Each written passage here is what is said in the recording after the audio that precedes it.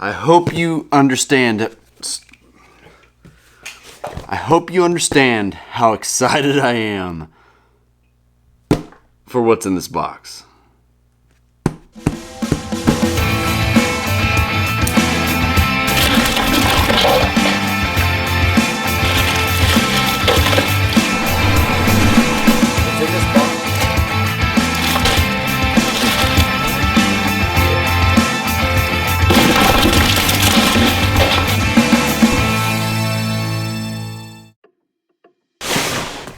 So I don't remember exactly when I started talking to Drew at TieCraft,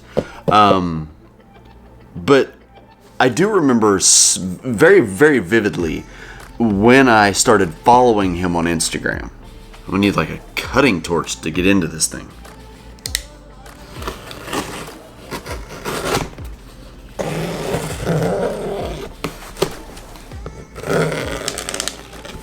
So him and I started talking about tying stations and what I think is cool and what he's done in the past, and we kind of melted some stuff together to come up with like this completely custom workbench, tying bench that, yeah. Now I haven't seen this yet. I've seen little snippets as he was making it and stuff like that, and I was blown away. Just like, yeah.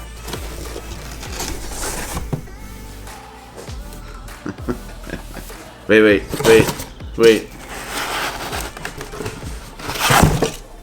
There's a shirt.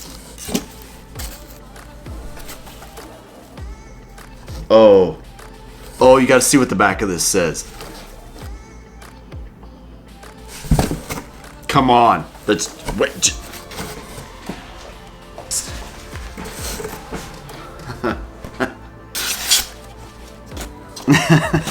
Oh my gosh.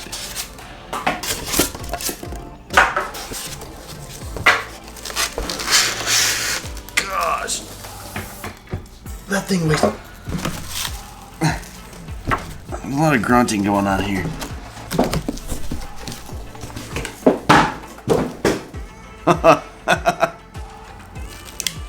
Super careful.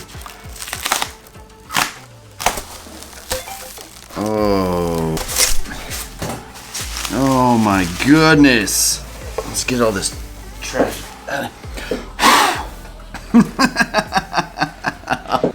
Okay, this it's not it either. This is mind-blowing. This is wow.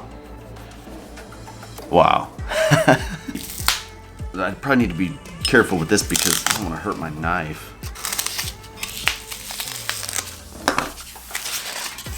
Gosh, that thing's heavy. I just keep laughing at this. This is crazy. So beautiful.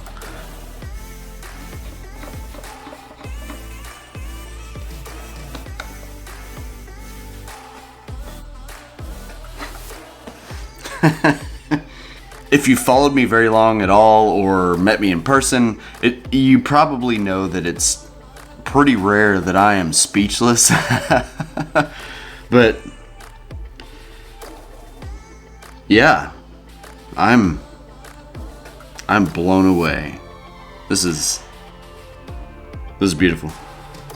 Hey everybody, it's Drew with TieCraft. I am here to tell you a little bit about this project that I teamed up with Brian on. It is a fly tying station, which I like to call. Some people have heard me rant about fly tying benches, but I won't get into that. This piece was a collaboration between he and I.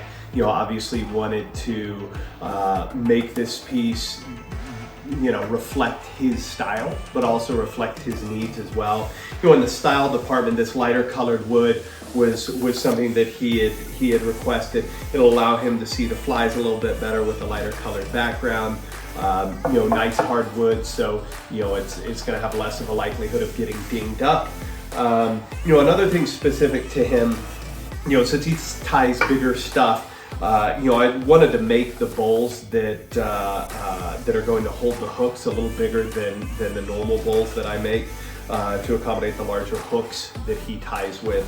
Also, one thing that he specifically requested was he wanted a channel for the beads here that just works better with his production tying and the way that he does things.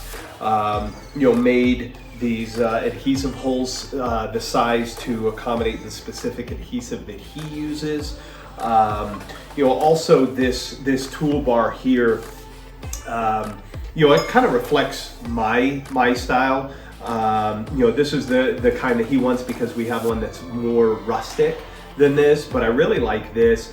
I'm a big mid-century modern guy, and this kind of mimics those lines and the angular nature of that style, along with the stainless steel. Yeah, I just am excited about this piece, excited to get it in the mail to you, Brian, and can't wait to hear some feedback. If anybody out there has any questions, you can find me at TieCraft Desks, and kind of all over the place. So I guess tight lines, everybody, and have a great day.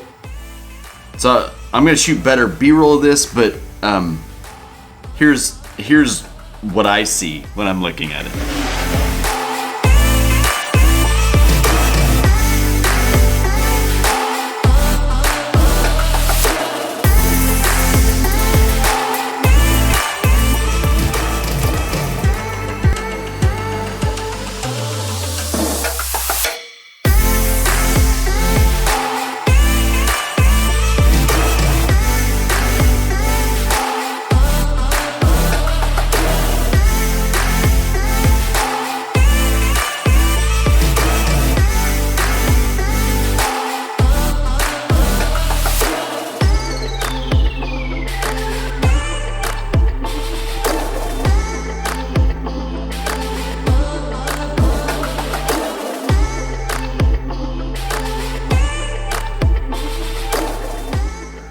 I'm not trying to, I'm just gonna come out and say it.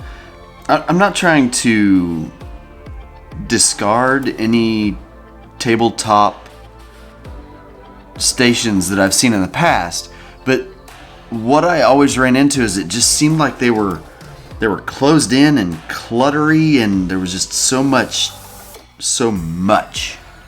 This is open, still has the ability to hold like way more than I really need to hold. So that about wraps it up for this video.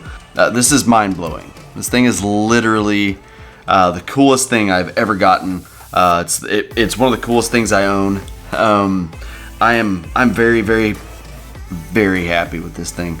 Could not be happier. Like I said, look up TieCraft, follow them on all the socials.